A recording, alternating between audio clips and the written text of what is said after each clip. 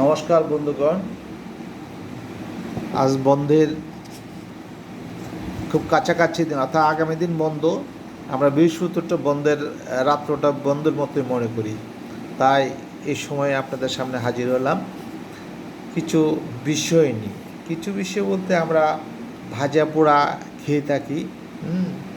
তাই ভাজা পোড়াটা কীভাবে খাই, তবে ভাজা পোড়াতে বিভিন্ন দিক আছে। কিছু ভাজা পোড়া আমাদের জন্য খুব দেহের জন্য ক্ষতিকারক, আবার কিছু কিছু ভাজা পোড়া আমরা স্বাভাবিকভাবে ভাজি পোড়াটাই আমাদের জন্য ক্ষতিকর না। কিছু কিছু ভাজি পোড়া আছে, এই ভাজি পোড়াগুলো খেতেও খুব ভালো লাগবে এবং স্বাস্থ্যের জন্য উপকারী। আমরা বলতে পারি বা ভাবতে পারি কি এমন জিনিস যে ভাজি খেলে আমরা জানি ভাজি পোড়া তো ক্ষতিকারক। এটা সত্য যে ভাজি পোড়া দেহের জন্য ক্ষতিকারক, তবে কিছু ভাজি পোড়া আছে যে ভাজি পোড়াগুলা খেলে স্বাস্থ্যের জন্য উপকার হয়ে থাকে। সেটা বললে আপনারা নিশ্চয়ই তখন বুঝে গেছেন জিনিসটা কি।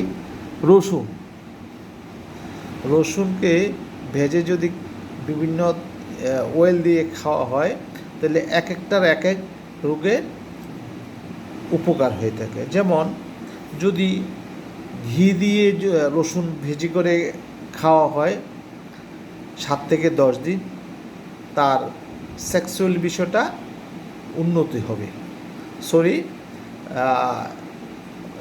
সেক্সের কথা বলাতে আবার গভীর রাত থেকে আরও মনে হয়তো ভাবতে পারে যে উনি এটা কি বলছে।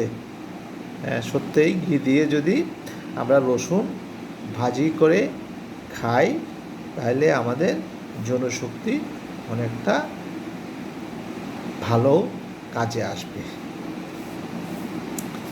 আমরা যদি সরিষার তেল দিয়ে রসুন ভাজি খাই তাহলে কি হবে, রক্তের যে চাপ আছে সে চাপটা কমে আসবে। তাহলে সরিষার তেল, একটা আগেরটা বলছি ঘি, এখন হলো সরিষার তেল দিয়ে যদি ভেজি করে খাই রসুন তাহলে হবে কি, এর রক্তের চাপ কমবে। যদি অলিভ অয়েল দিয়ে খাই বা অলিভ অয়েল দিয়ে খাওয়া হয় তাহলে কোলেস্টেরল চাপ কমবে, কোলেস্টেরলটা কমে আসবে আমাদের, তাহলে ভালো। নেক্সট যদি আমরা বলি যে নারকেল তেল দিয়ে কি রসুন ভাজি করা যায়, হ্যাঁ, নারকেল তেল দিয়ে যদি রসুন ভাজি করা হয় তাহলে কি হবে, আমাদের যে হার্ট আছে হার্ট ভালো থাকবে। নেক্সট,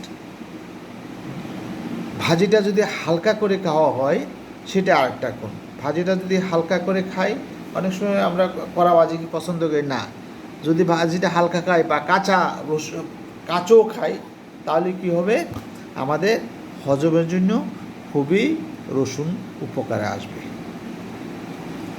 তা আমরা রসুনের ভাজির কথা বললাম যে টেস্ট করে দেখতে পারেন আপনারা যার বাসায়। রসুন তো খুব কস্টলি না, খুব দামি না, আর ঘি এখন অল্প পাওয়া যায়, 50 গ্রামও ঘি পাওয়া যায়। 50 গ্রাম ঘি এনে আপনারা টেস্ট করতে পারেন।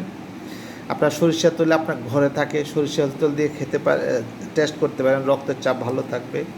ঘিয়ের কথা আবার বললে মন খারাপ হয়তো বলবে যে জনশক্তির বিষয় নিয়ে বলছে কিনা, তো না, এটা ডাক্তার হিসেবে বলতে হয়।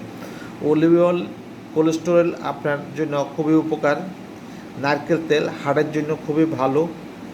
তারপর হালকা যদি ভেজে খান তাহলে এটা আপনার হজমের জন্য খুবই ভালো। আশা করি আপনাদের আজকের আলোচনা, বন্ধের আলোচনা খুবই ভালো লাগবে।